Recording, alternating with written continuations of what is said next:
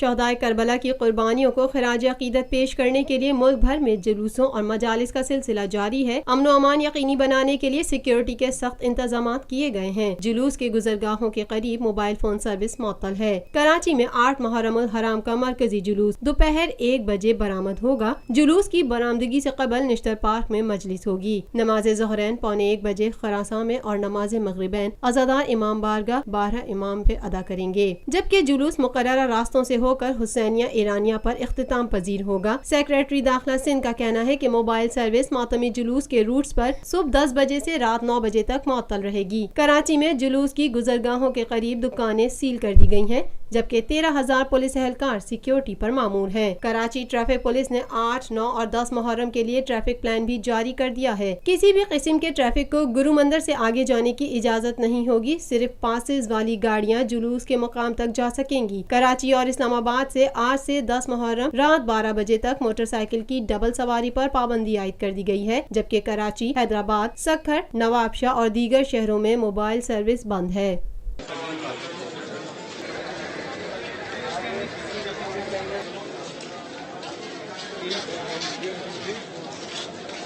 پاکستان میں پہلی مرتبہ حالات حاضرہ کے مختصر مگر جامع پروگرامز، خبروں، تبصروں کے علاوہ دیگر سماجی، تجارتی، ثقافتی، تفریحی، معلوماتی، مذہبی، تعلیمی، صحت اور بچوں کے پروگرامز صرف TNN TV پر۔